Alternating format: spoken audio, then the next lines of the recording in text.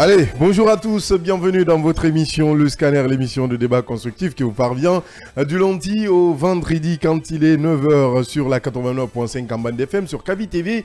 Vous êtes sur le média de développement, bienvenue, merci une fois encore de votre fidélité. Nos excuses avec ce léger retard, 10 minutes, ce n'est pas peu, mais c'est compréhensible, vous allez le comprendre avec les aléas du direct et les déplacements, même à Conakry, en ce jeudi du 18 janvier 2024. Au menu, le projet de loi portant création de 10 communes urbaines et de 7 communes rurales est enfin officiel. Après la fuite d'un document officiel attestant le projet de création, le CNT appelle à l'examen et à l'adoption à la faveur d'une plénière ce jeudi. Dans le document en examen, les communes urbaines de Ratouma, de Matuto et de Dubreka et la commune rurale de Manéa sont scindées comme suit. La commune urbaine de Ratouma en 3 communes, la commune urbaine de Matuto en 3 communes, la commune urbaine de Dubreka en 2 communes urbaines et la commune rurale de Manéa en 2 communes urbaines. Bessia, Matuto, Tombolia, Ratouma,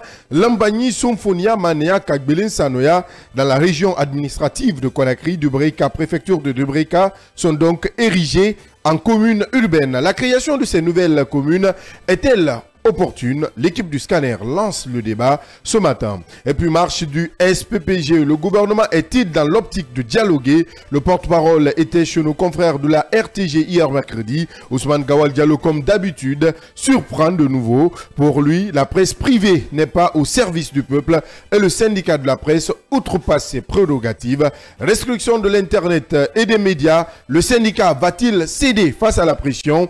Nous en parlons dans cette émission Le Scanner. Et puis le ministre de la Justice et des Droits de l'Homme n'a pas été tendre avec le procureur spécial Ali Touré, Alphonse Charlotte, lors de la passation de service du nouveau président de la Cour, n'a pas manqué de rappeler les différentes interpellations à l'endroit du procureur spécial. Le garde des Sceaux a même menacé. Vous le suivrez dans cette émission. Voilà entre autres sujets à débattre dans ce jeudi d'enquête. Vous êtes sur la 89.5 et dans votre émission, Le Scanner, installez-vous confortablement.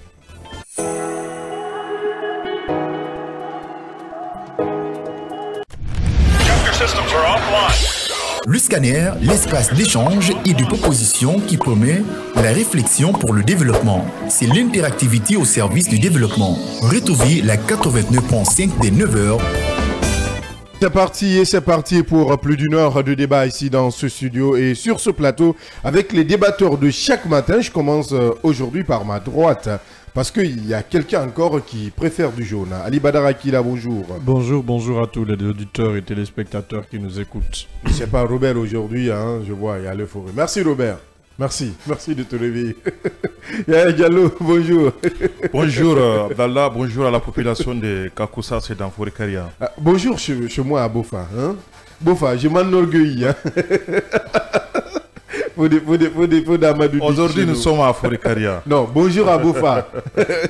Souffre de le dire. Parce qu'à Bofa, honnêtement, chapeau pour cette ville, honnêtement, qui nous honore. Bonjour à la population de Kolissoro. Kolissoro. Là, maintenant, tu commences à faire des salutations que j'aimerais entendre. Bonjour à Kolissoro, bonjour à Bofa et ses environs, à Bandedondé, Bandeyinde, Koukoudé, à Dondé. En tout cas, Bofa, c'est très grand. Kolissoro encore plus. Donc, merci de nous préférer de ce côté. Nous savons que vous êtes très nombreux. Merci de nous écouter à Somfonia. Merci de nous écouter à Bessia. Merci de nous écouter à Koloma. Merci de nous écouter à la cimenterie, à Kagbele avec toutes ces fan zones. À Samatran, où déjà on a un club d'écoute du côté de Samatran. Nous essaierons tant bien que mal d'effectuer le déplacement de ce côté pour, pourquoi pas, essayer de rencontrer toutes ces personnes qui nous admirent dans l'ombre, qui acceptent de prendre beaucoup de leur temps pour suivre nos différents numéros, les numéros également du Scanner. On parle de la création fusion de 10 communes urbaines et de 7 communes rurales. Le projet est enfin officiel, Yaya Diallo. On a quand même vu le document qui avait fuité à un certain moment. Effectivement, c'était un avant-projet qui avait fuité, qui a été déposé, pour ainsi dire, le 2 janvier dernier au niveau du CNT pour examen et adoption. Je crois que la plénière est convoquée aujourd'hui pour l'examen et l'adoption de ce projet de loi qui consiste à ériger 10 communes urbaines et 7 communes rurales. Pour rappeler un peu l'histoire, vous savez très bien que le régime passé, celui du professeur Alpha Condé, avait érigé 20 sous-préfectures à l'époque, à l'occasion des élections de 2020. Bien avant cela, mais effectivement, il y a une liaison absolument qu'il faut faire. Parmi ces 20 sous-préfectures, il n'y avait que 10 sous-préfectures qui ont été érigées en communes rurales. Alors, je crois que le ministre Morikonde avait justifié le fait d'ériger ces 10 communes qui restaient en communes rurales.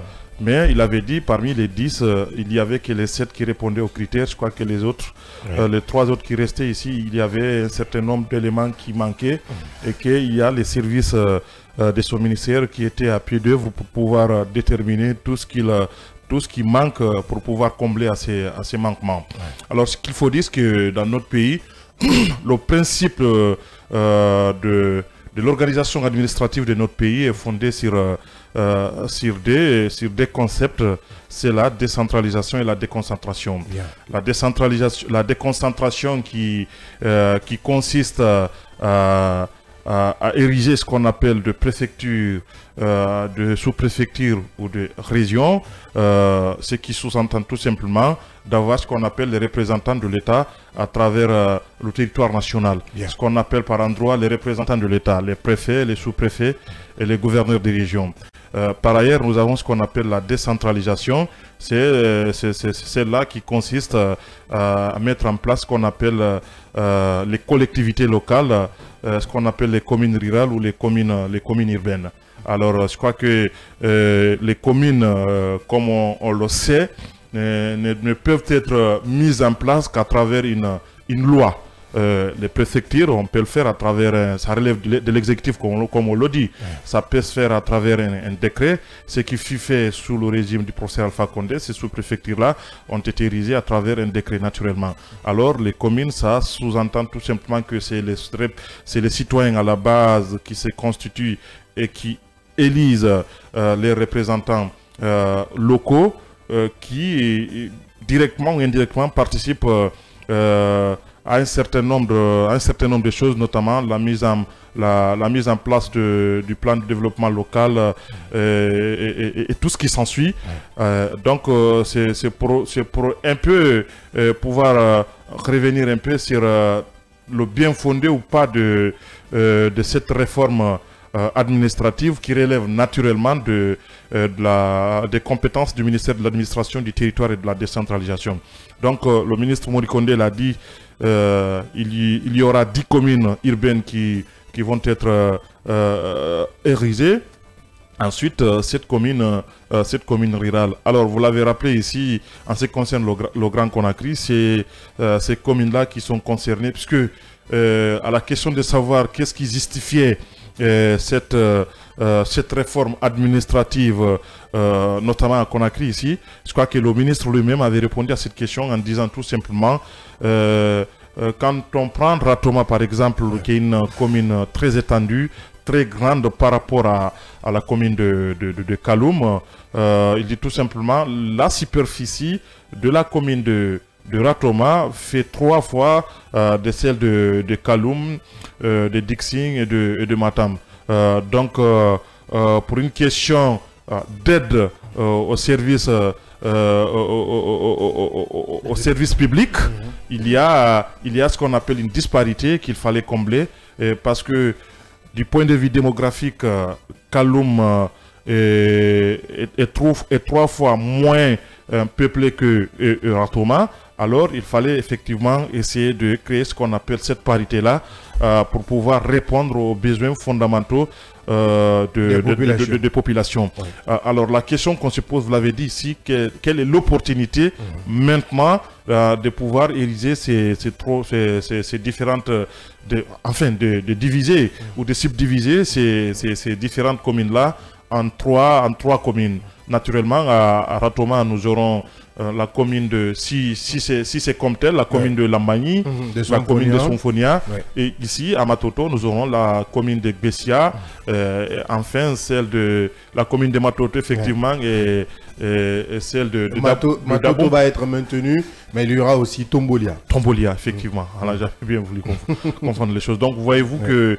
en fait, on maintient déjà Matoto, mais on ajoute deux autres communes. Des autres communes. C'est-à-dire Tombolia et Gbessia. Peut-être que nous allons, puisque nous émettons, nous sommes tout près de la mairie, donc nous allons être au compte de Matoto, mais peut-être dans le découpage, dès après, à l'aéroport, dès l'aéroport, jusqu'à se retrouver à Madina, donc c'est des communes qui peuvent se retrouver dans Gbessia, c'est-à-dire accosté à la commune de Matam. En ce moment, Matam va être littéralement amputé. Oui, évidemment. Absolument, parce que quand nous sommes au beau milieu entre la commune de Matoto et celle de Gbessia. Si le projet de loi est adopté, tout porte à croire que ça va passer. Il faut ouvrir cette brèche. Parce que moi, je vais être maire de Somfonia. Donc, vous l'avez dit, vous avez toute ma bénédiction.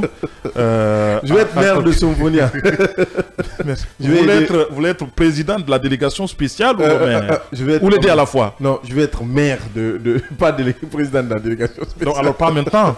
Non, je vais être maire. Tu sais, bon, ça peut arriver quand tu es non président de la délégation et que tu reviennes pour te présenter être maire. Donc moi je souhaite ce qui est encore mieux, c'est d'être maire. Président de la délégation, ça prendra que 6 mois. Pour ceux qui ne le savent pas, 6 mois après, allez, il faut foutre le camp et laisser la place, excusez-moi du terme, et laisser la place à d'autres personnes qui sont légalement instituées ou élues. Légalement élues, évidemment. Effectivement, et je crois que il y a eu, de par le passé, plusieurs présidents de délégations spéciales qui ont été mises en place sous le régime du président Alpha Condé. Mais on savait très bien que certains, de par leur gestion, comment ils géraient les différentes communes. Mais ce qu'il faut signaler, puisque c'est un sujet, ce sont des sujets qui sont liés, parce que il y a certains maires légitimement élus, dit-on, mais de par leur gestion, il y a effectivement des questions à soulever. Je crois que c'est important, c'est des maires qui sont désignés ou élus par certains partis politiques, mais qui ont ce qu'on appelle une gestion chaotique de la chose publique. Je crois que ça, c'est quelque chose qui devrait quand même interpeller la conscience collective. Alors, l'opportunité, voyez-vous que nous sommes à l'aune d'une élection qui s'annonce en 2024 si tout se passe bien. Si tout se passe bien, on le souhaite vivement, parce que c'est une année potentiellement électorale. On le souhaite vivement. Alors, qu'est-ce qui motiverait? C'est une analyse personnelle. Je suis de ceux qui pensent que, naturellement, les autorités sont en train de déjouer tous les pronostics qui pouvaient être... Bien vu. Effectivement. Très bien vu. Très belle analyse. Très belle analyse. Merci. Qui pouvaient être mises sur table, comme on avait l'habitude de le faire. Vous savez très bien que dans la tête de plusieurs Guinéens, Matoto est un fief du RPG Arc-en-Ciel. Ratoma, c'est le fief de l'IFDG. Matam, c'est le fief de l'IFR. Maintenant, Kaloum, Dixie. Kaloum, c'est la commune notamment qui élu le président, a-t-on l'habitude de dire. Effectivement. Alors, Kaloum qui revient d'une manière ou d'une autre au président. Au président en exercice. Voilà, parce que c'est un enjeu fondamental qu'il faut voilà, donc il faut que ça arracher. Donc, voyez-vous, donc peut-être les autorités sont en train de cacher complètement, disons, cet élan-là pour pouvoir redistribuer les cartes et de cacher complètement ces concepts de fief-fief. Alors, si on a une commune qu'on appelle Sonfonia, une commune qu'on appelle Ratoma, peut-être le fief Il y a une commune qu'on appelle Lambaye. Lambaye, c'est un quartier notamment, particulièrement paisible. Paisible. Rare de fois où on entend qu'il y a des manifestations à Lambaye. Effectivement. Donc déjà, pour celui qui va être maire de ce côté, pour lui, ce serait une bénédiction. Une bénédiction. Une bénédiction. C'est tout comme à Somphonia. Somphonia, ce que les gens ne comprennent pas, dès que vous dépassez les rails, vous n'êtes plus au compte de Somphonia, mais au compte de la cimenterie. Mais dans la délocalisation, dès qu'on parle de manifestation, on dit Somphonia, T8, T7. Non. Dès que vous dépassez la T7, il y a quand même des rails. Vous faites un pas après ces rails, vous ne vous retrouvez plus à Somphonia. Vous êtes dans la cimenterie qui relève de l'Ibreka. Évidemment, et les gens ils ne comprennent pas cette délimitation, donc ils pensent que c'est Somphonia. Rare de fois où vous voyez les jeunes de Somphonia dans la rue. Je sais de quoi je parle, parce que toi tu le sais, je suis quand même dans le bureau. Hein. On ne va pas rentrer dans les détails du quartier, donc on connaît ce qui se passe un peu de ce côté. Donc, il faudrait le président de la jeunesse de Somphonia. Non, tout porte à le croire. Hein. Je ne suis pas président. Donc, j'estime qu'il y a là une volonté manifeste de remettre tout en question, de rabattre les cartes, s'il faut dire comme ça, et de pouvoir complètement cacher ce débat-là et maintenant d'aller aux élections avec une idée qui consiste à dire il n'y a plus de fief pour Paul ou pour Pierre. Alors, pour quelle fin? Peut-être que le CNRD aura son candidat. On ne sait pas trop, mais je suis de ceux qui pensent qu'à de pareilles circonstances, ce sont des réformes qui ont des arrière-pensées politiques parce que nous sommes quand même dans une année très importante et très primordiale, pour ainsi dire, pour l'histoire de notre pays. Alors si ça passe, ça sous-entend tout simplement il y a quelque chose qui se prépare dans l'optique de pouvoir, disons, arracher... Baliser le chemin. Baliser le chemin, baliser le terrain. Et donc ça m'amène à dire tout simplement que les élections, vous savez très bien que les délégations spéciales aussi seront mises en place. Et ces délégations spéciales seront chargées. Et ils seront là jusqu'aux élections. Effectivement. Donc d'assurer les affaires courantes. Et ces délégations spéciales seront nommées directement par le ministère de l'administration du territoire, de la décentralisation, donc de l'exécutif. Alors, si tel est le cas, ça sous-entend tout simplement ces délégations spéciales ne feront que l'affaire. Elles seront là pour faire quand même l'affaire du pouvoir en place. On dit la main qui donne, la main qui nourrit, c'est la main qui dirige. La main qui donne, c'est la main qui dirige. Effectivement. Et vous connaissez très bien la mentalité de nos cadres. Aujourd'hui, on a vu sous Alpha, en dépit de tout ce qu'il a pu faire pour un certain nombre de cadres, notamment à l'intérieur du pays, on a vu dès après son départ de l'exécutif, on a vu certains qui ont complètement changé de camp, sans gêne ni rien.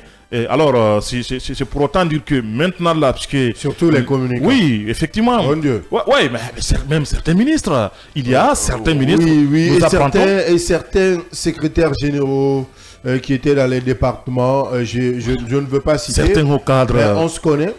Beaucoup ont changé de fusil d'épaule. Et on sait comment ces personnes vivent. En tout cas, il y a Diallo. Laisse-moi donner la parole à mon grand, le futur maire de Bessia, Akidali Badan. Rebonjour. Bonjour. Finalement, votre appel des jeunes de la Cité de l'Air est entendu par le colonel Mamadi Doumbouya. Parce que vous avez appelé à ce que le monsieur le maire, Mamadou Batos Kamara, quitte parce que vous n'avez pas de terrain. On va vous offrir un maire, on va voir si vous aurez un terrain. Nous avons déjà un terrain. Ils sont en train d'aménager les lieux. Alors, le seul problème de la Cité de l'Air est de savoir où en sommes-nous sur... la réparation ou le bitumage de nos routes, parce que nous côtoyons et tutoyons actuellement la poussière il y a de cela quelques mois. nous sommes abandonnés par les autorités et déjà c'est une chose... Mais au moins on est en train de refaire vos routes. C'est une... Refaire nos routes. Oui, oui. Refaire nos routes, les machines ne viennent plus. Non, le processus a été engagé, oui ou non, Akila? Le processus n'a pas été engagé jusqu'à preuve du contraire parce que ce qui se passe dans notre quartier est lamentable. Le jeu là, il est incroyable. Attends. Qu'est-ce que tu appelles le processus engagé? Il a couvert beaucoup des événements du ministère des infrastructures, des travaux publics. Je crois que ce qu'il faut dire, c'est que les travaux ne fonctionnent plus. Voilà, c'est des chantiers ouverts comme ça, laissés comme ça. Non, le processus n'est pas là. Tant que les travaux ont démarré. Tant que nous n'avons pas de goudron, c'est que le processus n'a pas encore été engagé. Ils nous ont... Non mais, 4 mois jusqu'à... Non, sérieusement, 4 mois jusqu'à présent... Le quartier Béangin, je crois que c'est des quartiers qui sont dans des situations absolument difficiles aujourd'hui, puisque même... Nous n'avons même pas d'eau. Oui, et tu ne peux pas porter une chaussure de couleur blanche. Mais même la chemise blanche, c'est difficile de porter. Je comprends pourquoi tu aimes le jaune. Allez, vas-y. On parle des communes, des 10 communes urbaines et de 7 communes rurales. L'avant-projet de loi est en examen avant adoption au niveau du CNT. Ce sera ce jeudi. La plénière même a été convoquée par le président du CNT, Dr Dansa Kourouma. Certainement, c'est une bonne chose pour les décideurs. Et une mauvaise chose pour nous, citoyens, nous qui sommes concernés de par cette division.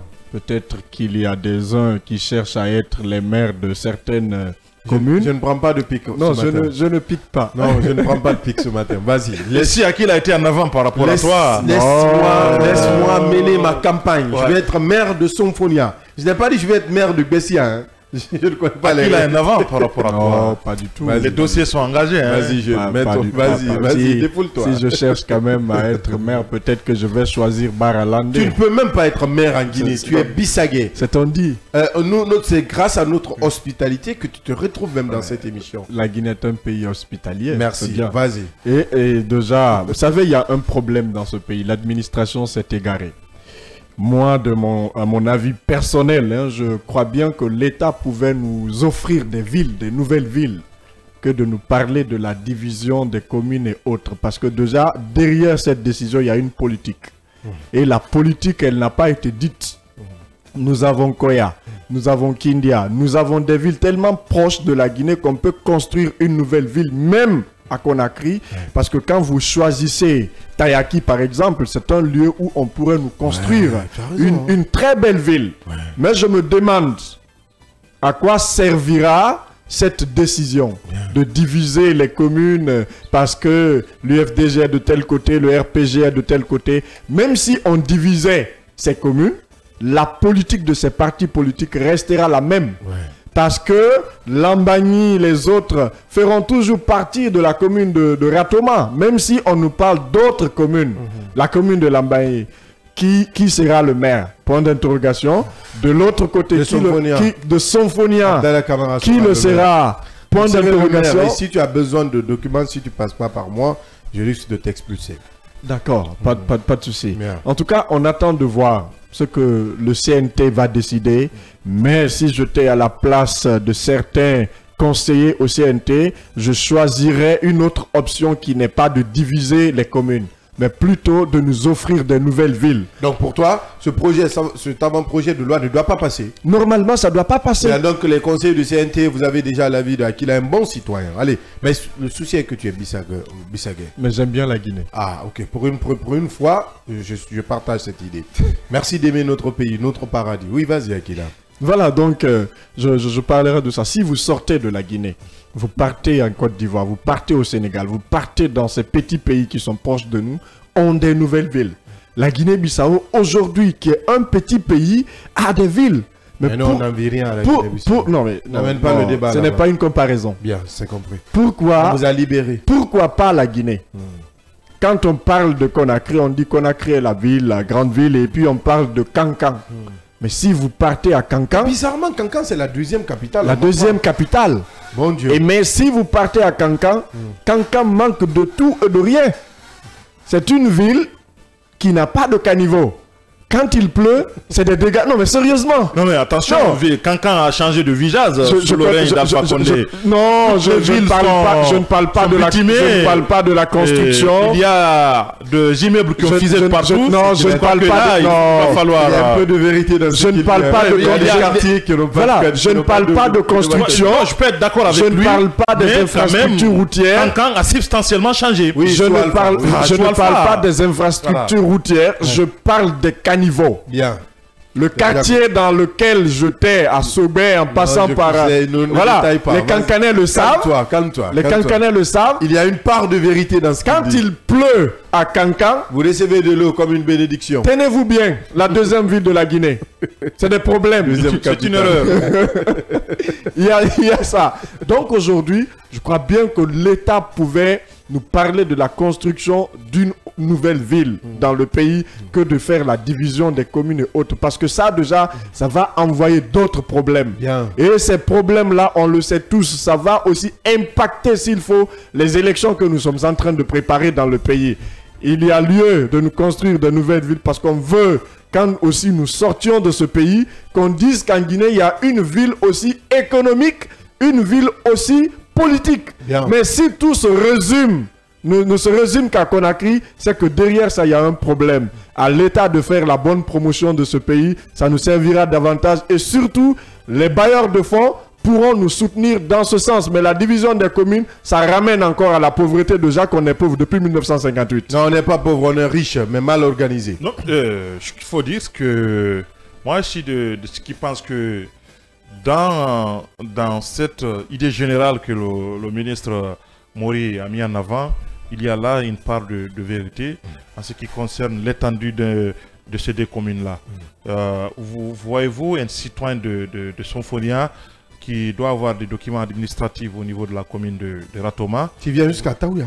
Effectivement, jusqu'à Taouya. Voyez-vous la distance qui s'étend. Alors, il en est de même pour un citoyen de Tombolia qui vient avoir des dossiers administratifs, des documents administratifs au niveau de la commune de Matoto. Donc, moi, au-delà d'une pensée politique, je suis de ce qui pense que l'idée me venait souvent en tête qu'il y a une nécessité d'un découpage, des nouveaux découpages administratifs, effectivement, pour qu'on ait, ne serait-ce que dans ces deux communes les plus étendues, une commune, c'est-à-dire que les deux diviser Matoto en deux et Ratoma en deux. Je crois que ça, logiquement... Mais ça peut permettre aussi un développement rapide, hein, parce que effectivement, si le maire n'a pas, par exemple, prénom Matoto, quand même, Mamadou Batos a toujours eu du pain sur la planche.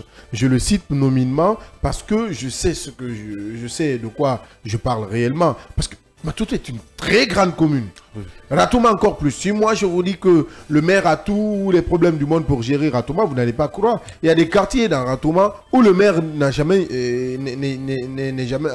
peut-être n'a jamais visité. Ouais. Jamais. Absolument. Il le sait, dans son fauteuil, il le sait. Je ne suis pas en train de le jeter en pâture, mais il sait. Moi, je l'amène vers certains quartiers de Somfonia, certains coins et recoins, certains secteurs de Somfonia, le maire n'a jamais mis pied dans ces secteurs.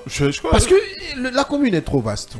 Non, mais je crois que cette question-là, c'est important. Maintenant, de là, jusqu'à aller découper ces communes-là en trois, je crois que là, il y a une véritable volonté qui consiste à manœuvrer. Mais pour quelle fin, on verra très bien, effectivement, ce qui va se passer. On verra aussi l'attitude du CNT. Est-ce qu'il y aura ce qu'on appelle des recommandations au niveau du CNT pour pouvoir changer un certain nombre de choses? On verra très bien. Mais je crois que cette option qui consiste à découper ces deux communes-là en quatre, je crois que ça peut être acceptable. Maintenant, c'est discutable pour la commune de Koya et de Dibreka. Vous savez, aujourd'hui, Koya, Dibreka, c'est dans le Grand Conakry. Et je crois que là, le découpage antérieur n'avait pas prévu qu'un jour, tout cela allait être une même ville. Je crois que là, il y a une véritable nécessité qui consiste à faire la part des choses et de délimiter ce qu'on appelle, disons, parce que si Koya devient une commune, j'imagine le prix d'une parcelle de ce côté. Attendez de voir la suite. Voilà. Donc c'est un peu cela. Je crois qu'il est important de revoir tout cela. Et je crois que c'est ceux de ceux qui pensent que Koya, Dibreka, il y a une véritable nécessité, une réforme administrative s'impose pour ainsi dire. Je crois que sur cette question-là, il faut qu'on soit d'accord. Ouais. Alors il y a eu de véritables changements. Je crois que sur cette question-là, il va falloir qu'il y ait ce qu'on appelle des changements administratifs. Sur cette question-là, je n'ai pas de problème. Ce qu'il faut dire, c'est que aujourd'hui, beaucoup de maires qui sont élus sont en train de tout faire pour pouvoir être maintenus. Hein. Je crois que c'est que là, j'ai ces informations-là. Appelez-moi les symboles. Voilà, donc beaucoup déjà, vous savez très bien, les signes étaient là déjà. Depuis l'arrivée de Mori à la tête du ministère, beaucoup l'ont dit. Je te donne une information capitale. Oui. Je ne voulais pas le dire à l'antenne, mais il est important de le dire. Ceux qui connaissent un peu, hier je suis rentré avec Ibrahim Bangoura, il va te le dire certainement. On a trouvé, c'était à Zureux, on a trouvé un groupe de jeunes avec un bœuf, une vache, si je peux me le permettre. Qu'est-ce qu'ils faisaient avec cette vache? Gros point d'interrogation, mais il y avait un groupe de jeunes autour d'une vache. Bien. Une vache, je ne sais, qui a été abandonnée dans une fosse, c'est-à-dire dans des conduites d'eau. C'était sur la bretelle, je pense, si je ne me trompe, Symphonia, Antasymphonia. Antasymphonia. Dès que j'ai vu ça, j'ai pensé à tout ce que tu es en train de dire. J'ai dit attention, dès qu'on parle d'élections locales, communales, d'élections présidentielles en Guinée, c'est les rituels auxquels on a l'habitude d'assister. Aujourd'hui, il faut faire très attention. Donc dès que vous parlez de maintien, je comprends un peu cette forme mystique qui caractérise notre administration. Oui, c'est clair qu'il y a beaucoup qui faisaient flèche de tout bois pour pouvoir rester, et qui ont déjà prêté allégeance à Mori il y a de cela longtemps. Voyez-vous que même l'opposition à un certain niveau, quand l'opposition avait voulu manifester tout au début, parce que les manifestations dès l'arrivée du CNDT étaient systématiquement interdites, l'opposition, les forces vives, pour ainsi dire, avaient voulu à un certain niveau faire des manifestations ici. Voyez-vous, dans beaucoup de communes, les demandes de manifestations, les demandes administratives adressées aux différentes communes pour l'itinéraire et tout ce qui s'ensuit a été catégoriquement rejeté par ces différentes mairies.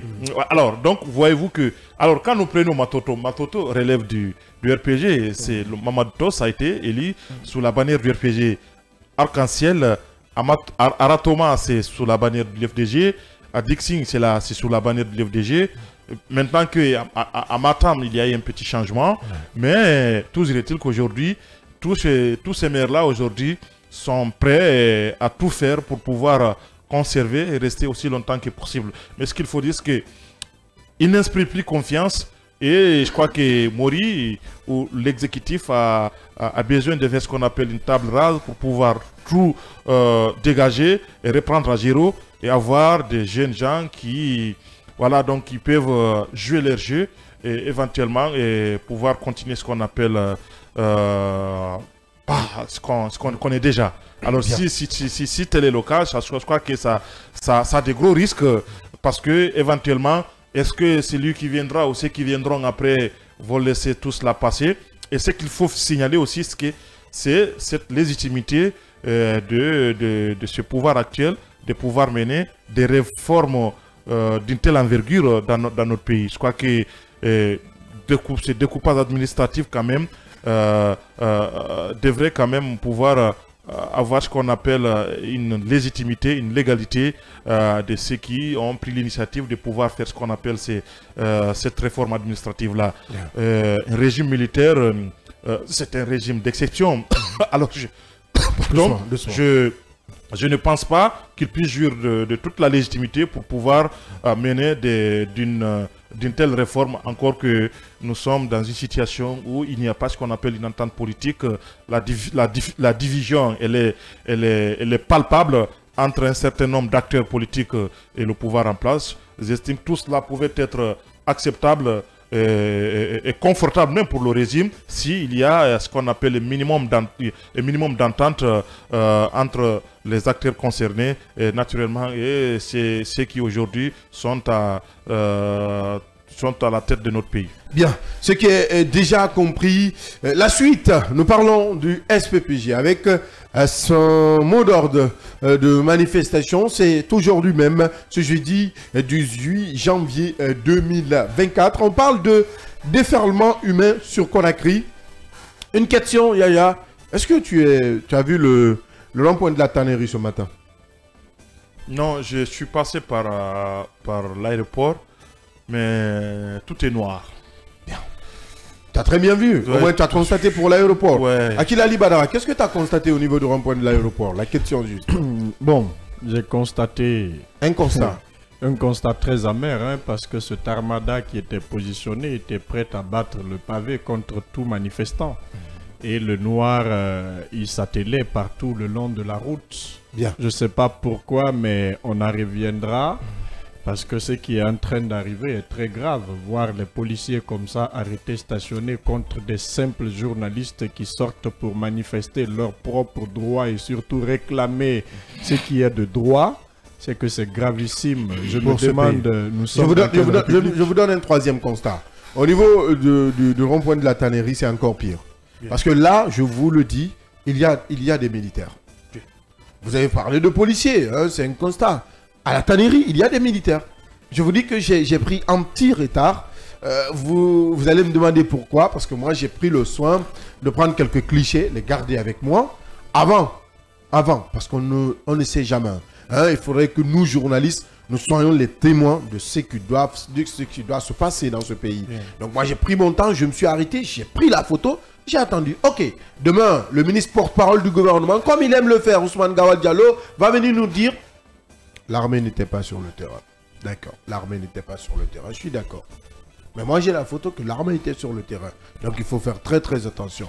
Donc, au ministre Gawal, d'interpeller le ministre Maurice Sanda, Mori Kondé, au ministre de la Sécurité, au ministre de la Défense, les journalistes ne sont pas munis d'armes.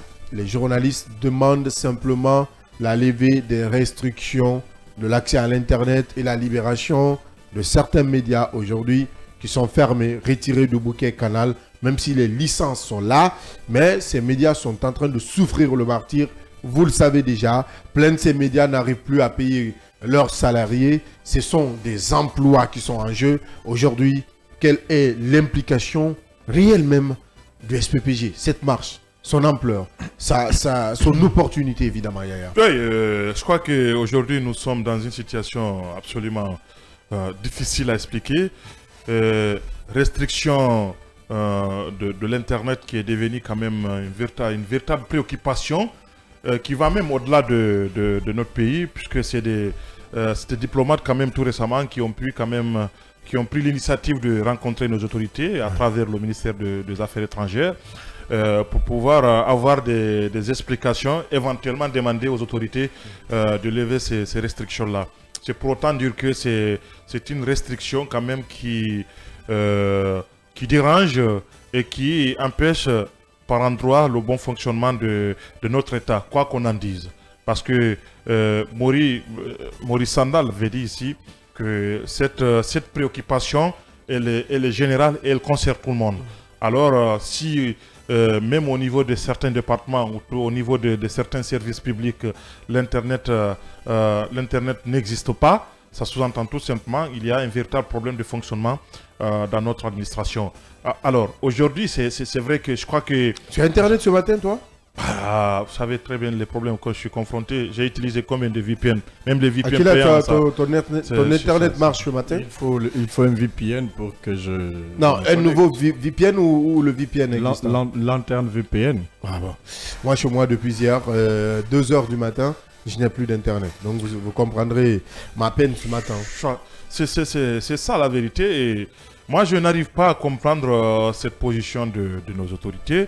Parce que je vous le disais, entre nous en off, que jamais des journalistes ne peuvent être des ennemis aux autorités de la transition. Mais nous sommes comme embastillés. Non mais complètement. Et ça m'a fait de la peine. Hier, j'ai vu quand même Akila s'amuser avec un poste qui m'a fait beaucoup de peine. C'est de voir, c'est Latif, hein, Latif sortir du pays comme, je dirais, quel est le qualificatif que je peux donné, comme un politique, un acteur politique qui se faufile, qui sort. Parce qu'après tout, hein, j'ai lu un de ses posts, ça m'a fendu le cœur. Aujourd'hui, dans ce pays, les journalistes n'ont plus cette force de dénoncer. Même si la force, elle est là, dès que vous dénoncez, vous êtes dans la ligne de mire. Vous avez rappelé, je vais tout de suite rappeler que je suis rentré à 0h. Je sais pourquoi. Il y a des choses que nous ne pouvons pas directement dire à l'antenne ici, mais je vous assure qu'il y a des choses qui se passent ici, nuitamment, qui sont horribles. Ouais. Honnêtement, pour ce pays, horribles, horribles, horribles, qui ne sont pas dignes de ce pays. Mais que dire? Aujourd'hui, vous dénoncez, si vous n'avez pas des parrains qui peuvent vous faire sortir rapidement de ce pays, mais vous êtes foutus. Absolument. Vous êtes foutus à jamais. Ouais. On a vu des gens aujourd'hui qui se retrouvent à la maison centrale. Ce ne sont pas des journalistes, de simples citoyens, de simples activistes qui ont voulu dénoncer, qui se retrouvent. Guido Fulbert, c'est un exemple palpable. Ils sont nombreux à la maison centrale. Certains à l'exil. Hein. Certains à l'exil. Aujourd'hui, on a des journalistes qui s'ajoutent à cette longue liste. Moi, je sais de quoi je parle. Plein de journalistes à qui là le rappelait, on est en train d'ironiser. Mais aujourd'hui, il y a plus de 50 demandes d'asile de journalistes guinéens. Oui, qui ont des dossiers, qui veulent dénoncer, mais qui ont peur d'ouvrir ce dossier quand ils sont sur le territoire guinéen, de peur d'être traqués, leur famille traquée, arrêtée et soumis à des tortures. On est en train d'assister au procès des événements du 28 septembre. On a des scènes surréalistes qui se sont passées selon des témoins. Aujourd'hui, est-ce que cette peine n'est pas en train... Cette scène n'est pas en train de surgir ou d'impacter ou d'affecter notre réflexion parce que je ne comprends pas, honnêtement. Vous voyez, je perds les mots parce que je ne comprends pas comment ce pays est en train d'être dirigé. Loin de moi l'idée de jeter en pâture cette transition, non. Mais il faut le dire, il faut oser le dire. Aujourd'hui, l'État doit accepter un minimum de laisser l'Internet. Un minimum l'accès, la restriction des réseaux sociaux, WhatsApp, et YouTube et autres. Je ne comprends pas, mais Facebook suffisait. Ou WhatsApp suffisait. Mais aujourd'hui, sur Telegram, vous êtes bloqué. Sur Snap, ça ne va pas. Et pourtant, c'est des moyens pour nous d'échanger avec ceux qui sont... Moi, je vous dis une chose. Je peux vous faire carrément un test. Sur le numéro qu'ils connaissent, mon numéro officiel, je vous appelle quelqu'un de l'extérieur sur WhatsApp, je n'aurai jamais la chance d'échanger avec la personne. Je ne sais pas comment ils ont eu ça, mais je le dis à l'antenne, ils savent de quoi je parle. C'est sciemment fait. Hein. J'ai pris un autre numéro, je me suis amusé, j'ai des témoins, j'ai un témoignage. La personne se trouve aujourd'hui en Côte d'Ivoire. Je voulais un échange fructueux avec la personne, tu connais déjà la personne. Et je l'ai dit, d'abord en SMS, on échangeait sur WhatsApp, je l'ai dit, mon numéro là est sur écoute. Je le sens que ce numéro là a un problème. J'ai des amis qui me l'ont dit. Mais je maintiens. Ceux qui veulent l'écouter, ils vont l'écouter. J'essaie de le joindre sur WhatsApp. Il essaie de me joindre sur ce numéro. Ça n'allait pas. J'étais obligé d'aller chercher un numéro anonyme qui n'est pas enregistré sous mon nom. Ouvrir un WhatsApp pour pouvoir échanger avec le monsieur. Donc vous voyez combien de fois c'est difficile d'être dans ce pays aujourd'hui. C'est difficile d'exercer en tant que citoyen. C'est difficile même de parler des questions de développement. Parce qu'après tout, quand vous devez développer un sujet, vous êtes obligé de vous heurter à des malversations financières. Vous êtes obligé à vous heurter à des communicants sans vergogne ni dignité qui sont là à vous attaquer en offre. Moi, l'attaque d'un communicant ne me dit rien. Mais absolument. Absolument rien. Je crois que tant que je suis dans l'exercice de mes fonctions, je fais bien mon travail, je m'en fous. Non, mais je crois que quelquefois même, c'est nous qui donnons de la valeur à ces... j'ai envie de dire assez ratés, parce que c'est des gens qui, dans une société normale, auraient dû être complètement mis hors d'état de nuire. Quoi. Mais malheureusement, dans notre pays ici, tout semble être permis. Et tout le monde est presque dans la même loge, quoi, en réalité. Donc, je crois que cela doit changer. Ces communicants, vous savez, chacun a sa mission dans cette vie-là.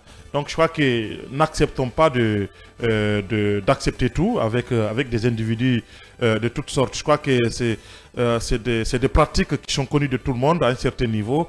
Quand vous défendez un certain nombre de principes, je crois que ce que nous faisons, on ne fait ni pour Paul ni pour Pierre. Nous défendons des principes. que ça soit Paul ou Pierre qui transgresse ces principes-là ou ces valeurs-là, rien ne nous empêchera de dénoncer cela. Sous Alpha, je crois que on dénonçait un certain nombre de choses, et si on constate que les mêmes choses continuent, rien ne nous empêchera de dénoncer, de proposer éventuellement et d'interpeller nos autorités. Je crois que rien ne pourra, à mon avis, rien ne pourra nous opposer à ces autorités-là. Je crois que ce qu'elles sont en train de faire, c'est à l'avantage même de ceux qui nous gouvernent, parce que nous informons, puisque nous sommes dans une transition sous un signe qu'on appelle la refondation, alors je crois que ça pouvait quand même... Refondation. Ouais. Si c'est pas... Ouais, on a vu cette refondation. Ouais. Non, on pense ça comme tel. Je dis à Kila. On a vu cette refondation. Oui, la refondation, c'est la restriction de l'accès à Internet. La refondation, c'est de ne pas permettre à un journaliste de critiquer. La refondation, c'est appeler dans les coulisses pour dire à tel proche, qu'il faut dire à ce journaliste de faire attention parce qu'il doit surveiller ses mouvements. Moi, je surveille bien mes mouvements. Et moi, je lui dis, c'est pas une première fois que je sois traqué. Tu le sais déjà. Ouais. J'ose le dire aujourd'hui, j'ai eu de 22h à 6h, j'ai eu affaire à des gens qui sont encore plus agressifs que ce que je vois là. Ça, c'était dès le début de l'ère CNRD. Aujourd'hui, j'ose le dire en haute voix. J'ai gardé ça pour moi parce que j'ai dit que je n'allais pas fléchir. Aller dans les médias, raconter cette mésaventure n'allait rien m'apporter. Je suis resté serein. Aujourd'hui, c'est moi là. Oui, je continue mon boulot. Donc pour moi, ces pratiques viendront, mais elles passeront. Ouais. On a vu un témoin à la barre du nom de... une ancienne recrue de Kalea. Ouais, Mamadi Soumaoro. Il est passé partout, mais c'est Mamadi aujourd'hui à la barre. Ouais. C'est la même chose. Moi, je suis passé par beaucoup de choses. Aujourd'hui, c'est moi. Je suis là, je suis en train de faire mon boulot. Ouais. Donc c'est pour vous dire que quand vous êtes serein, vous pouvez tout avoir. Mais il faut être serein, être honnête, sincère avec toi-même, avec ce que tu fais, gérer les dossiers avec beaucoup de tact et de professionnalisme. Professionnalisme, surtout. Donc aujourd'hui, cette refondation, en tout cas moi personnellement, je ne comprends pas cette refondation du CNRD. Je ne comprends pas. Ouais. Au début, j'étais très optimiste. Très optimiste. On parle de sécurité nationale. Je suis entièrement d'accord qu'il y ait une sécurité nationale. Mais qui a communiqué sur cette sécurité? On dit c'est un secret d'État. Je suis d'accord. Mais pendant 2 mois, on aurait dit pendant 2 mois, on aurait dû avoir. Voyez-vous que quand j'ai... Voilà, voyez-vous, l'autre fois quand je le disais ici, qu'on devrait quand même avoir un certain nombre d'informations, je crois qu'on m'avait tapé dessus dans ce... Oui, on peut comprendre que c'est un secret d'État. C'est un secret d'État, mais à un certain niveau... il faut arrêter. Il faut arrêter, il faut... Carrément, si vous ne pouvez pas communiquer, un certain nombre arrêtez. de signes. Il faut quand même, on pouvait avoir quand même certains signes qui pouvaient quand même nous permettre de savoir éventuellement de quoi s'agissait-il, de quelles menaces s'agissait-il, qui sont impliqués dans cette menace ou dans cette menace de la sécurité nationale. Mais jusqu'à maintenant là, c'est devenu des expressions comme ça à l'air et on n'a aucune information là-dedans. Donc c'est pour autant dire que aujourd'hui, puisqu'il s'agit de cette manifestation du SPPG, le SPPG c'est le syndicat de tous les professionnels de l'information et qui jusqu'à maintenant est dans son rôle et dans son droit de pouvoir appeler à manifester. Je crois que manifester ne veut pas dire cacher quoi que ce soit ou peut-être appeler à la violence comme Mori l'a dit, parce que pour lui cet appel à manifester consiste à appeler les uns les autres à la violence et aux troubles à l'ordre public. Je crois que ce n'est pas le cas. Si tel est le cas, je crois que l'État devrait pouvoir attendre jusqu'à ce que cela soit effectif. Après, je crois que l'État serait dans tout son droit de pouvoir interpeller les organisateurs de cette manifestation pour pouvoir effectivement, pour que ces gens-là puissent répondre s'il y a de violence dans le cadre de la manifestation, ce qui ne sera pas le cas. Tu n'as pas écouté pire. Est-ce que tu as écouté le ministre Gawal? Vous savez, quelquefois, je ne vais pas commenter certains propos du ministre Gawal parce que ça... Non mais c'est dangereux quand il dit que les médias privés ne sont pas au service du peuple. Oui, j'ai quand même vu mon frère Ibrahima Souli Kamara qui était quand même gêné sur ce plateau parce que c'était lui le présentateur. Je fais, c'est ce que je fais. Donc je peux sentir dans les yeux qu'il était vraiment gêné. Gêné d'entendre ça. Mais qu'est-ce qu'il peut?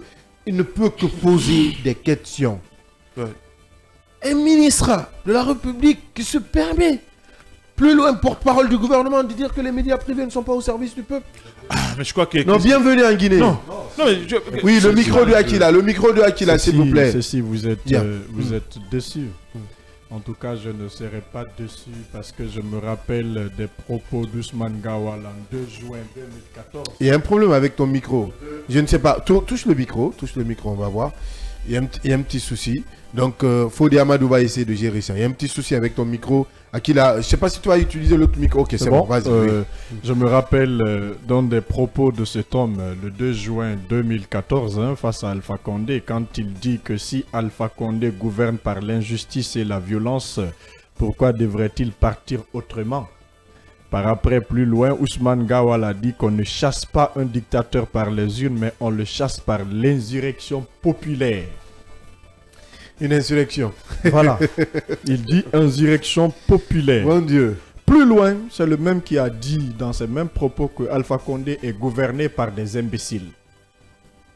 Que la gouvernance Alpha Condé est caractérisée par... Bon, le régime d'Alpha Condé est gouverné... Pardon, Alpha Condé s'est fait entourer par des imbéciles. Bien, merci. On répète les propos du ministre. L'ancien Gorko Soussaï. Ancien Gorko Soussaï au temps d'Alpha Condé, quand il faisait face à toutes les dérives autoritaires et autocrates de ce régime. Qu'est-ce qui a changé? Qui est aujourd'hui ministre et porte-parole. Et puis, il a 2 casquettes. Hein.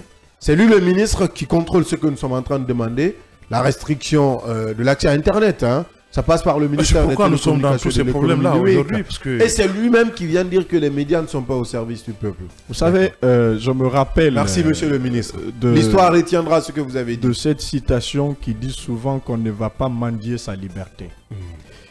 Aux autres, la liberté, il faut la prendre. La liberté est un bagne aussi longtemps qu'un seul homme est asservi sur la terre. Tout esclave a en ses mains le pouvoir de briser ses chaînes. Nous sommes en train de vivre quelque chose, mais les gens ne comprennent pas.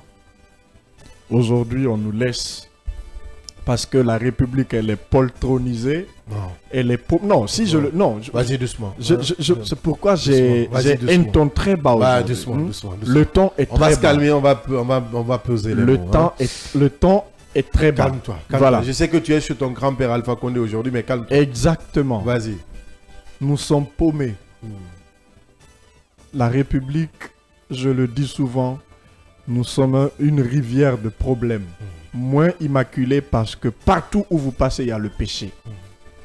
Même si nous gagnons aujourd'hui un certain Obama pour diriger ce pays, tant que les problèmes s'asseyent, c'est qu'il n'y aura pas de solution. Le ministre, je l'ai écouté avec beaucoup d'attention, mais je n'ai rien compris dans ses propos. Absolument rien. Et ce n'est pas digne d'un ministre. Parce que de telles sorties, et elles sont ratées. Si on s'en tient au passé de l'homme, à ce que la presse guinéenne elle-même a eu à faire pour l'homme, il aurait dû se taire que de parler. Mais comme nous sommes dans une république où aujourd'hui chacun a une image, c'est quand il bénéficie d'un poste de responsabilité, là, il se croit tout permis sur terre. Nous ne sommes pas les adversaires directs de l'État. Nous ne sommes que des journalistes. Et nous restons dans cette posture. Mais dire que nous ne sommes pas des journalistes du peuple, je veux comprendre. Est-ce que c'est l'université dans laquelle le monsieur a étudié, on lui a dit cela, ou est-ce que c'est dans la nature, il a ramassé ce mot pour le dire? On va se calmer. Le journaliste défend les causes de la République. Et quand on veut parler des causes de la République, on va forcément parler de la population, de ce peuple. Nous sommes la voix des sans-voix. Nous sommes aujourd'hui, s'il faut, les communicants de ce peuple. Mais malheureusement, si vous avez aussi... C'est mal connaître le quatrième pouvoir. Exactement. Ses implications, son devoir vis-à-vis du peuple. Exactement. Honnêtement, je veux même pas qu'on... J'attends de honnêtement, voir. je veux vraiment pas tout ce que nous s'attarde. faisons, Moi, j'attends c'est de au nom voir du ce peuple. sujet. Non, honnêtement. Non, nous tirons notre légitimité au niveau du peuple. C'est pourquoi nous défendons le peuple de Guinée. Et je crois que sur cette question-là, rien ne pourra nous détourner sur ce chemin-là. Ce qu'il faut dire, c'est que c'est une option absolument chimérique de la part du gouvernement de pouvoir vouloir éteindre toutes les voix dissonantes, toutes les voix critiques, parce que de toute façon, la critique objective, elle participe à la construction d'un certain nombre de choses. C'est pourquoi le scanner est un débat constructif. Alors, je crois que... Et non un talk show. Je crois que Akil l'a dit ici, pour ne rien au monde, on ne peut être des adversaires à nos gouvernants. Mais je suis de ce qui pense que c'est parce que tout simplement c'est un projet, je vous l'avais dit ici que c'est un projet qui est quand même... qui est en train d'être construit et mis en place, d'être complètement expérimenté pour pouvoir voir si ça peut marcher. Parce que derrière ça, j'ai dit bien, derrière ça, il y a une volonté manifeste de pouvoir faire passer un certain nombre de choses. Qu'est-ce qu'il faut bien avant qu'ils en arrivent là-bas? Je crois que nous sommes dans la phase d'expérimentation, et celle qui consiste à dire il faut éteindre tel média et voilà, il faut mettre en prison tel journaliste. Et donc, voyez-vous que il faut restreindre tel site d'information. Mais je suis de ceux qui pensent que ceux qui sont en train de peaufiner une telle stratégie au sein du gouvernement sont en train d'enfoncer encore davantage la gouvernance du CNRD, parce que jamais ils ne pourront réussir cela. Je crois que c'est un échec annoncé. Ils ne pourront pas le faire parce que de toute façon, ça rime avec le bon fonctionnement d'une république. Ouais. Vous ne pouvez pas... Je crois que même l'État, je crois qu'à un certain niveau, l'État doit pouvoir quand même réfléchir à un certain niveau. Vous ne pouvez pas dire que, voilà, on ferme tous les médias parce que c'est une volonté manifeste aujourd'hui. C'est clairement affiché. Ouais. Quand on retire les bouquets, quand on retire un certain nombre de médias sur le bouquet Canal, sur le bouquet Star Times, ouais, ça consiste à dire tout simplement, eh bien, on ne vous retire pas votre licence, mais vous n'atteignez pas, vous n'allez pas atteindre votre cible. Ouais. C'est ce qui veut dire que donc, c'est ce qui consiste à dire, on va essayer de les éteindre, mais progressivement. Parce que si cette étape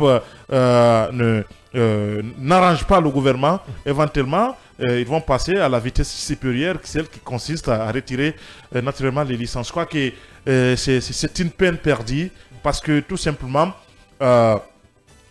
c'est vrai que ce qui nous gouverne aujourd'hui, la caractéristique aussi de la gouvernance du CNRD, c'est que c'est une sorte de Far West, j'aime à me répéter, où chacun, en ce qui lui concerne, prend des initiatives, ouais, qui consistent à nuire à l'autrui. Parce que tout simplement, voilà, il a une parcelle de pouvoir, voilà, il doit tout faire pour pouvoir peut-être plaire au chef. Mais je crois qu'en le faisant, ils sont en train de tout simplement de nuire au chef, parce que du point de vue d'image, aujourd'hui, nous avons une très mauvaise réputation, contrairement à beaucoup de États qui sont aujourd'hui gérés par un certain nombre de militaires. Vous ne pouvez pas, vous voulez faire ce qu'on appelle un certain nombre de réformes dans notre pays. Je crois que vous pouvez le faire et vous devrez le faire avec les médias, ouais, avec les journalistes. Ouais. Mais le colonel l'avait dit ici, on est libre, nous avons toute l'indépendance de pouvoir dénoncer un certain nombre de choses. Et par après à la RTG, c'est lui qui a été le premier à dénoncer, on sait où il est aujourd'hui. Il est écarté complètement de toute la gestion au sein de ce média. Parce qu'après le passage du président, il a eu à dénoncer. Mais ça n'a pas prospéré. C'est lui qui a perdu aujourd'hui son poste. En fait, nous sommes fatigués de parler de politique dans ce pays. Bien. Nous sommes fatigués de parler des tares du pouvoir. Nous voulons concrétiser les choses. Nous voulons parler de la démocratie. Nous voulons parler de la bienveillance de la diplomatie guinéenne. D'ailleurs, je salue de passage Maurice Anda Kouyaté.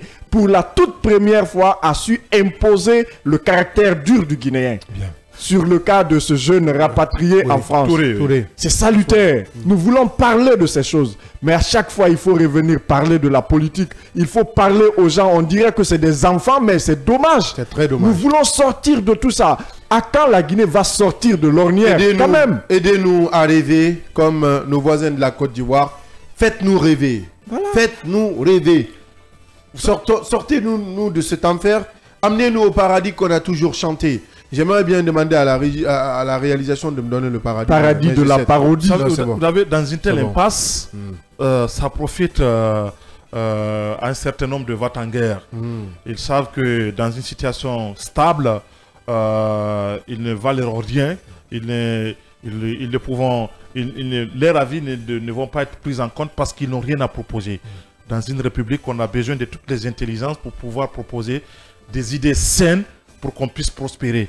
Alors si on a malencontreusement et accessoirement eu la malchance d'avoir un certain nombre d'individus à de hautes fonctions et qui peuvent à un certain niveau proposer des idées qui sont nuisibles à la santé nationale, parce que c'est de là qu'il s'agit, au bon fonctionnement de notre République, et qui peuvent conseiller le président de prendre un certain nombre de décisions, eh bien, on ne peut qu'être là où nous sommes aujourd'hui. Je crois que c'est les conséquences d'un certain nombre de castings que le CNRD a pu faire à un certain niveau. Parce que jamais, même Alpha, dans sa gouvernance la plus chaotique, il n'a jamais pu prendre de telles décisions parce qu'il y avait là un certain niveau de jeunes gens, de quelques intelligences qui pouvaient dire attention, en le faisant peut-être... On veut bien peut-être nuire ou peut-être atteindre un adversaire, mais en le faisant, je crois qu'on fera beaucoup plus du tort à notre gouvernance et à l'image de notre pays que d'autres pays. Je crois que c'est ce qui a amené, voilà. Et c'est ça aussi, gouverner. Gouverner, quand vous voulez prendre un certain nombre de décisions, vous mesurez la dimension et l'impact de la décision à bien des égards, et notamment sur l'image de notre République. Pour te couper la parole, renchérir ce que Abdallah a dit, un confrère déjà dans le groupe du SPPG confirme l'information donnée par Abdallah, comme quoi les bérets rouges sont présents au rond-point de la tannerie. Ouais. Je le dis et je m'enorgueillis. Quand je vois des choses comme ça, je prends mon temps pour avoir des images et je sais de quoi je parle.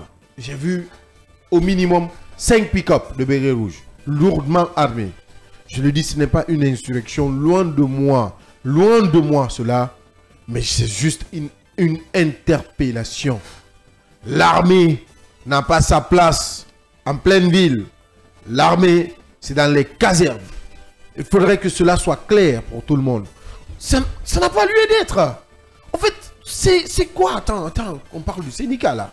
On parle des journalistes là. Je le disais dans l'introduction peut-être du journal de l'an, je dis que 2024 est l'année de tous les défis. Je frissonne même en le disant. Ouais. Je l'avais dit, mais peut-être que les gens n'ont pas bien suivi cette phrase.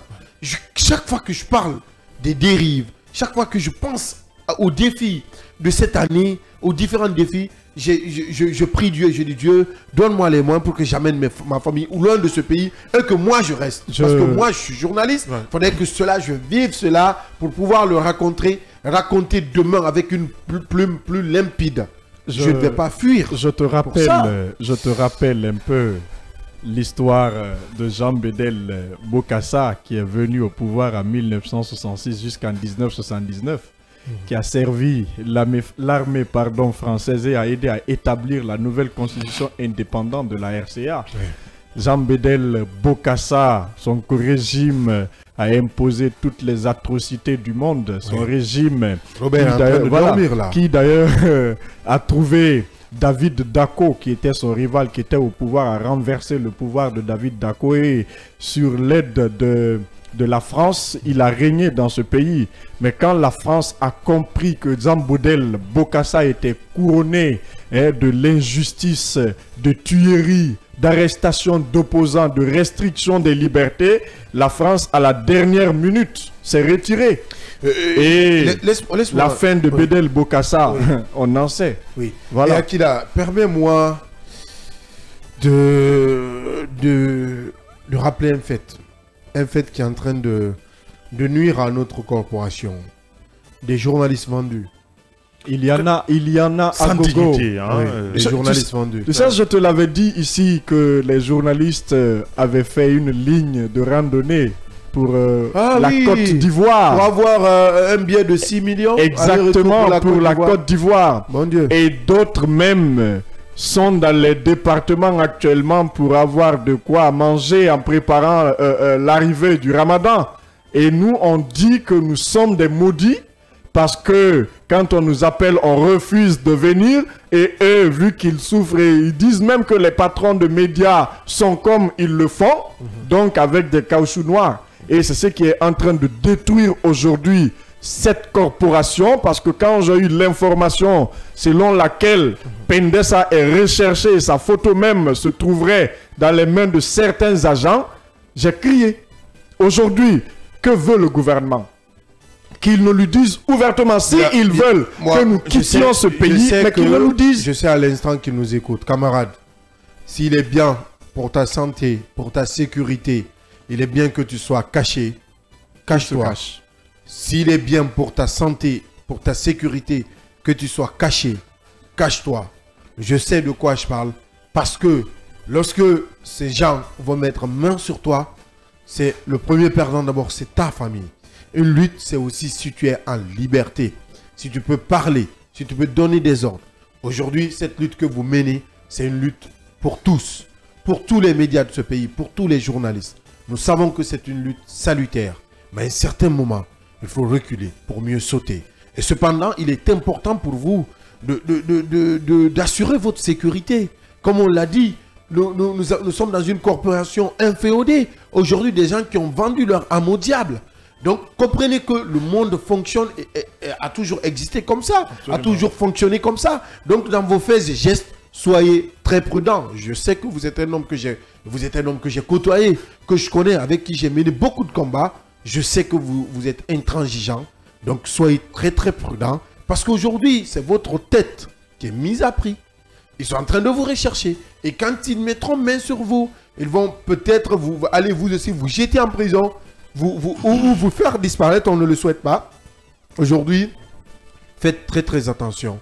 C'est très important. Et ce message c'est à l'endroit de tous les journalistes. Hein. On dit un journaliste doit faire un reportage, mais ne doit pas être l'objet, réaliser un reportage, mais ne doit pas être l'objet d'un reportage. Je n'aimerais pas aujourd'hui qu'on dise, je ne le souhaite pas, ce qui est arrivé à notre consoeur ici. Mariama Bouibari n'arrive à un autre journaliste, à nos confrères de Espace, à nos confrères, oui, je parle de Mariam Sall, et à d'autres confrères des sites d'information. Je n'aimerais pas que cela se reproduise.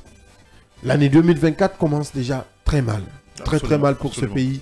Nous sommes un média de développement, nous encourageons le développement. En aucun cas, ce bras de fer n'a lieu d'être si le gouvernement avait accepté de comprendre nos cris de cœur. Ce ne sont que des cris de cœur de ces citoyens, des cris de cœur de ces médias, des cris de cœur de ces journalistes. Le minimum pour vous, c'est de laisser l'Internet. Faites un petit pas, laissez l'Internet. Ou faites un petit pas, laissez ces autres médias vivre ou survivre. Mais vous ne pouvez pas tuer des emplois, fermer l'Internet. Ce que vous oubliez, il y a des personnes qui font leur business à travers Internet. Nous, médias, nous avons besoin d'être vus, d'être lus, d'être regardés à travers Internet. Pensez à ce jeune, à ce vieux qui se trouve à Panziazou, qui est dans un village très reculé, où un seul téléphone, Android, est là pour donner des informations à ce vieil homme qui n'a pas, peut-être qui ne capte pas toutes les chaînes. S'il vous plaît, comprenez le désarroi de votre population. Comprenez notre cri de cœur. Comprenez nos souffrances. Comprenez que le développement, c'est aussi lâcher du lest. Comprenez qu'aujourd'hui, c'est vous. Demain, c'est d'autres personnes. La suite sur Kavi Média.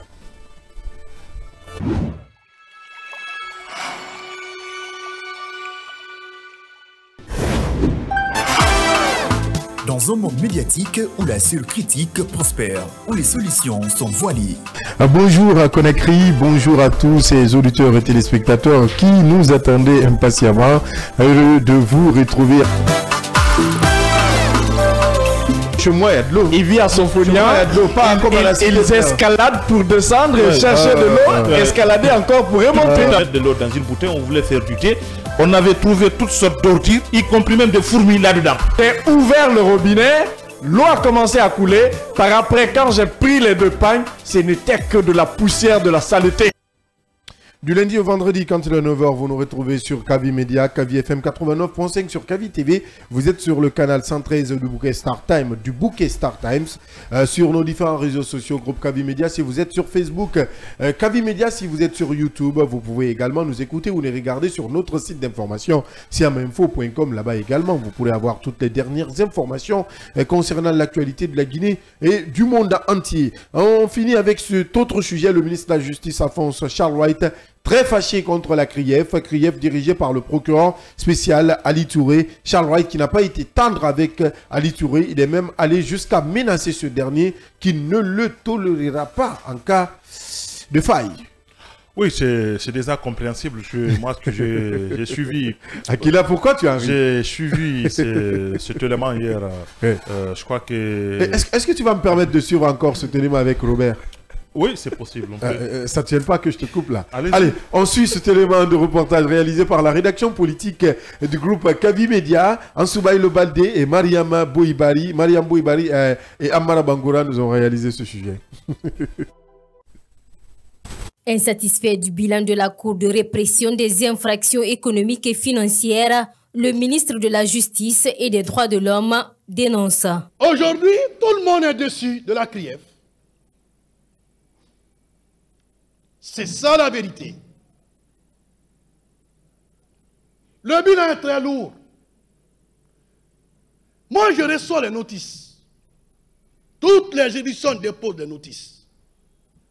Mais ce qui ressort des notices, c'est qu'il y a l'incompréhension totale dans le traitement judiciaire des responsables des dossiers. C'est ça la vérité. Y a-t-il eu acte de corruption dans le traitement des dossiers judiciaires inscrits à la CRIEF? Devant le procureur spécial près la juridiction, Alphonse Charles Wright confirme. On a déposé des photos de certaines personnes qui se sont retrouvées dans la maison des personnes poursuivies. Des téléphones et autres, on en a plein dans les jours à venir. Je l'ai dit à tout le monde. On envoie des invitations à des privés. Ce n'est pas le rôle des magistrats de la CRIEF. Moussa Ali, ne faites pas la différence entre ce que le régime d'Alpha Condé a fait et ce que le Sénat Insatisfait du bilan de la Cour de répression des infractions économiques et financières, le ministre de la Justice et des Droits de l'Homme dénonce.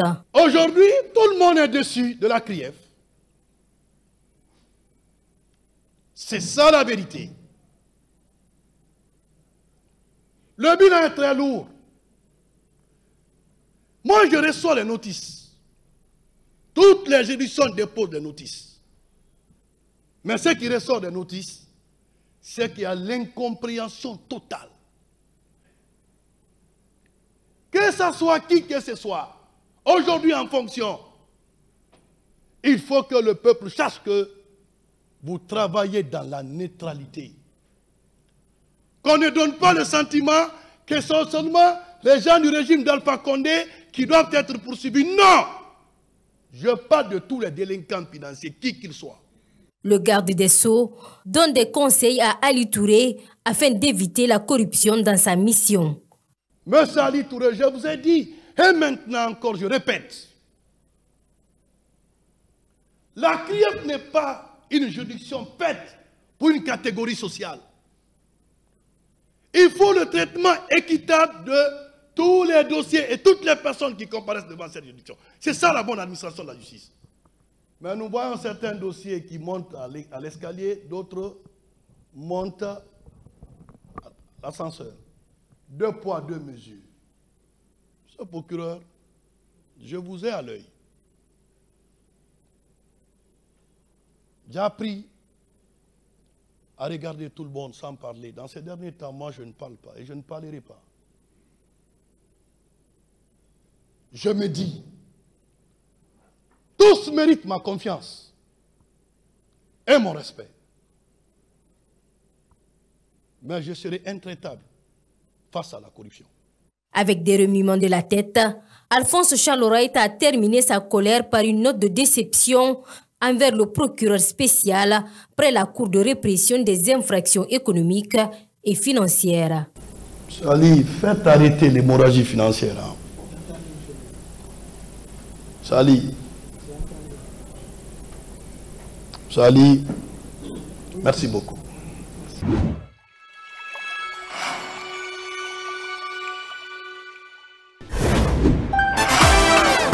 Dans un monde médiatique où la seule critique prospère, où les solutions sont voilées.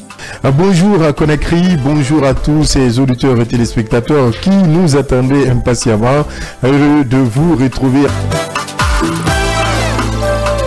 Chez moi, il y a de l'eau. Il vit à son folia, ils escaladent pour descendre, chercher de l'eau, escalader encore pour remonter. De l'eau dans une bouteille, on voulait faire du thé.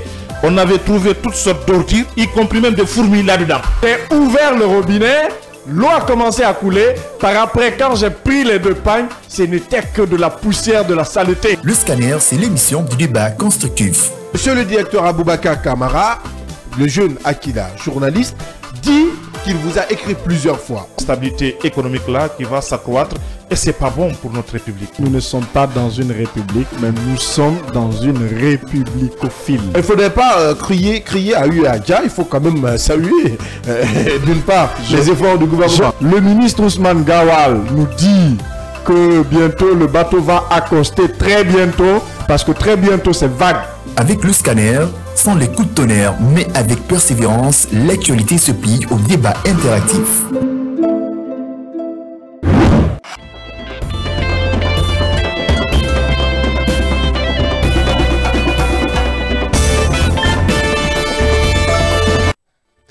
Le retour fracassant. Allez. Charles, c'est un autre level. Hein? Honnêtement, vous avez écouté Alphonse Charles White, c'est un autre niveau. Hein? Non, ça c'est le high level. Merci monsieur le ministre. Si aujourd'hui, aujourd'hui c'est le ministre qui confirme ce que nous disons, ça fait plaisir. Merci monsieur le ministre. L'histoire aura retenu, ou l'histoire retiendra qu'Alphonse Charles White a quand même osé dire la vérité à ses magistrats, corrompus jusqu'aux os. Jusqu'au trognon. C'est carrément.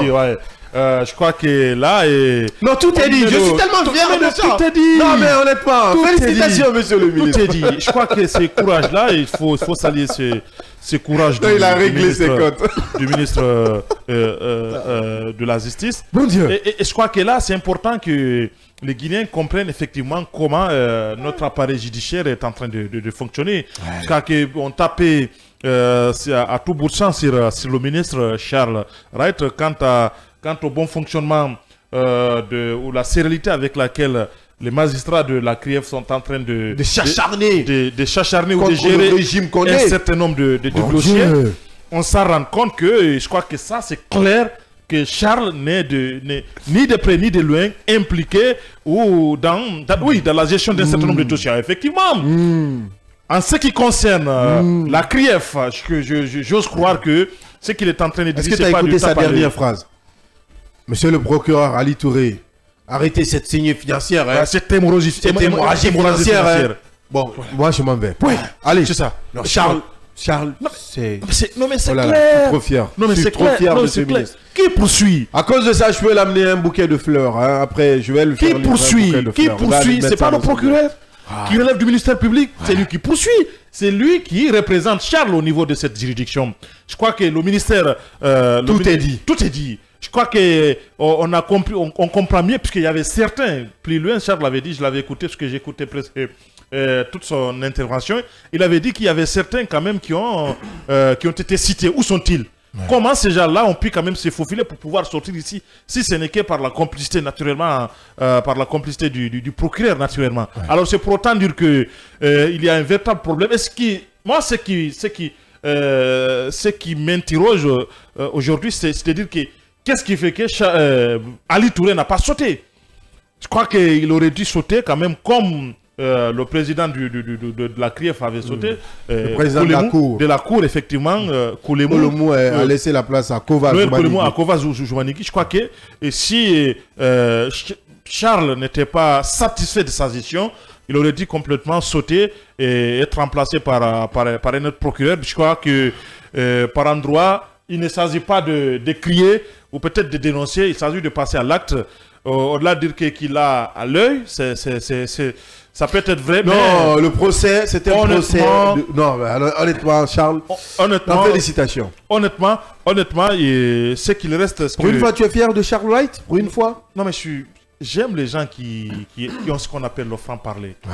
Je me retrouve là-dedans. Ouais. Il faut dire honnêtement les choses. On ne peut pas passer par mille chemins pour pouvoir dire les choses telles qu'elles sont. Et c'est ce que Charles est en train de faire aujourd'hui. Et il est en train de faire comprendre. Et il a dit aujourd'hui, tout le monde est déçu de la CRIEF. Et c'est une évidence. Et si tel est le cas aujourd'hui, c'est parce que tout simplement, le procureur ne joue pas pleinement son rôle, ou tout au plus, il serait en complicité avec certains. Et il a rappelé ici certains dossiers qui sont traités avec célérité, et d'autres qui sont complètement abandonnés et mis à côté. Il a fait même l'expérience, cette comparaison entre l'escalier et l'ascenseur. Donc c'est pour autant dire qu'il y a un véritable problème aujourd'hui.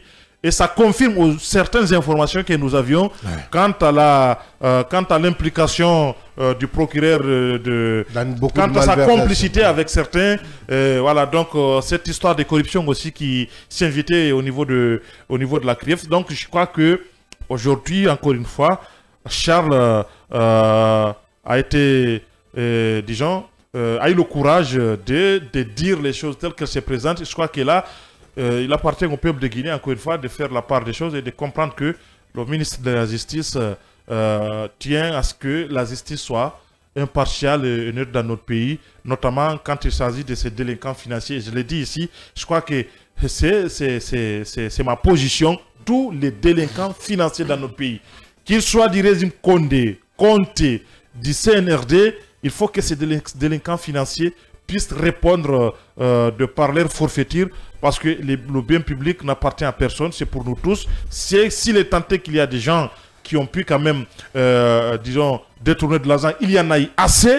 Je crois que ces gens-là ne devraient pas quand même sortir sous les griffes de la CRIEF. Et c'est le cas aujourd'hui. Ça ne devrait pas être possible. Vous vous rappelez très bien que beaucoup sont sortis par la complicité de quel? La question reste posée. Je crois que là, et Charles vient de répondre à tout cela, il y a naturellement une complicité notoire du procureur avec certains délinquants financiers qui ont pu quand même s'échapper dans les griffes de la CRIEF. Et cela n'est pas honorable pour le procureur et pour même la CRIEF aujourd'hui, parce que beaucoup même demandaient la réforme, et je suis de ceux qui pensent qu'il y avait une refondation qui s'imposait au niveau de la CRIEF, parce qu'elle était vue comme étant un instrument au service du CNRD qui consistait à régler un certain nombre de comptes à des adversaires politiques. Bien, ce qui est déjà compris. Oui, Akil Ali Badara, hein, Charles qui fait son comeback, hein, un comeback très salé. Même Gou Michel n'aurait pas fait comme Charles White l'a fait. C'est pas la même chose. S'il vous plaît, c'est mon temps d'antenne. C'est votre temps d'antenne, mais voilà. Vas-y, Yaya, c'est son temps d'antenne. C'est son temps d'antenne. Il faut respecter son temps d'antenne. Mais quand même, il faut appeler le chat par son nom. Mais laisse-le évoluer. Vas-y, monsieur. C'est mon temps d'antenne. Vas-y. C'est de la pire... On dit bien non ou quoi? Allez, vas-y. Ayez le courage de reconnaître quand même. S'il vous plaît, dépassionnons un peu les choses.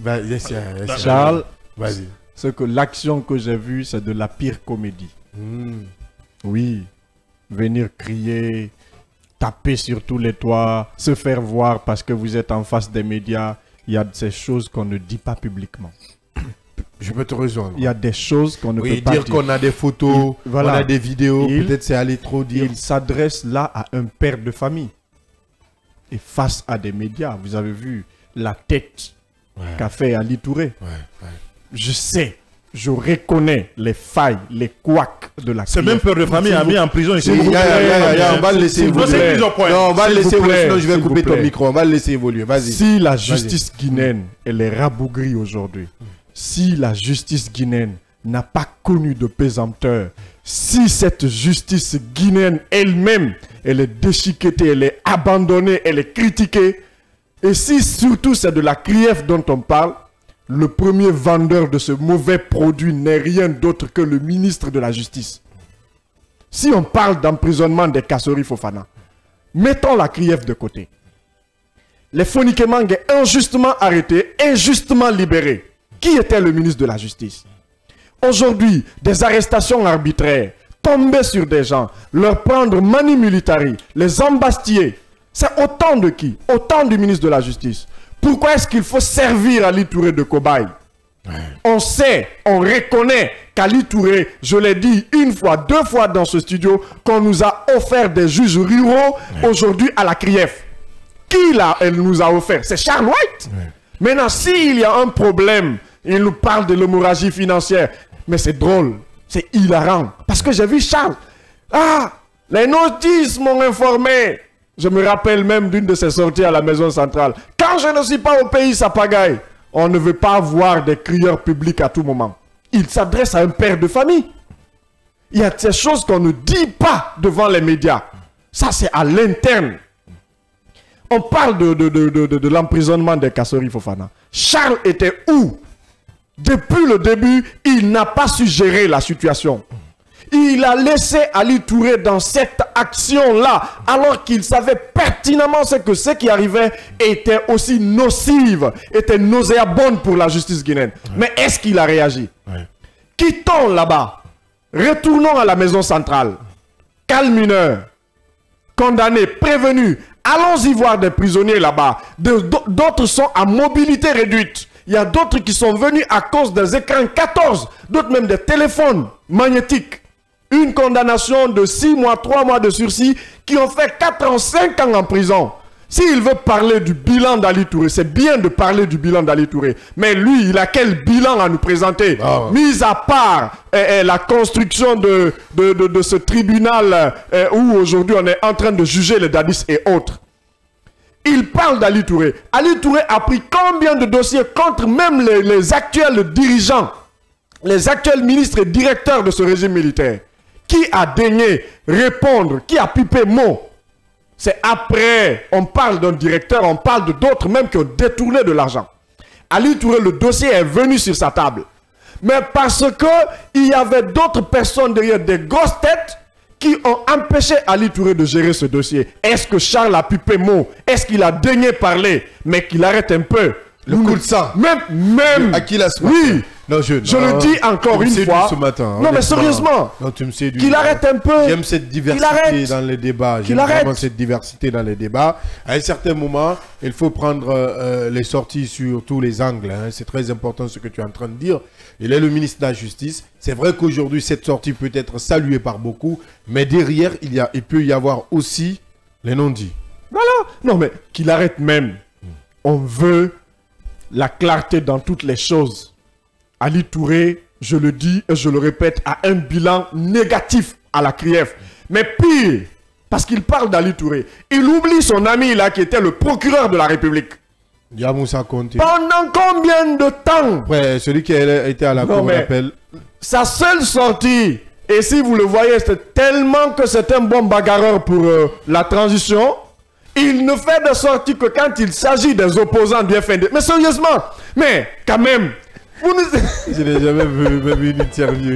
Non mais, qu'on nous respecte un peu. Je crois qu'il faut mettre les points sur les i.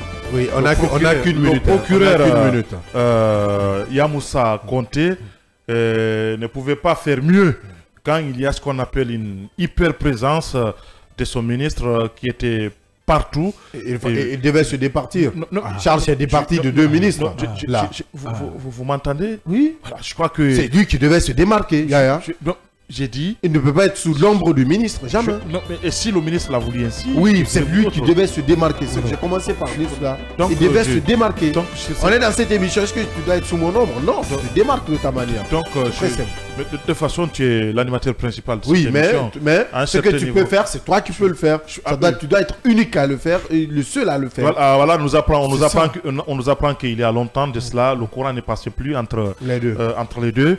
Pas par le fait qu'il y avait ce qu'on appelle une hyper-présence de Charles dans tous les dossiers, mais parce que tout simplement, il n'y a pas ce qu'on appelle cette animation administrative et judiciaire au niveau du parquet, parce que tout simplement, il n'y avait pas ce leadership-là que Yamoussa Touré devrait quand même imposer au niveau de l'administration judiciaire qui relevait de sa compétence. Donc voilà, en tout cas, le temps imparti.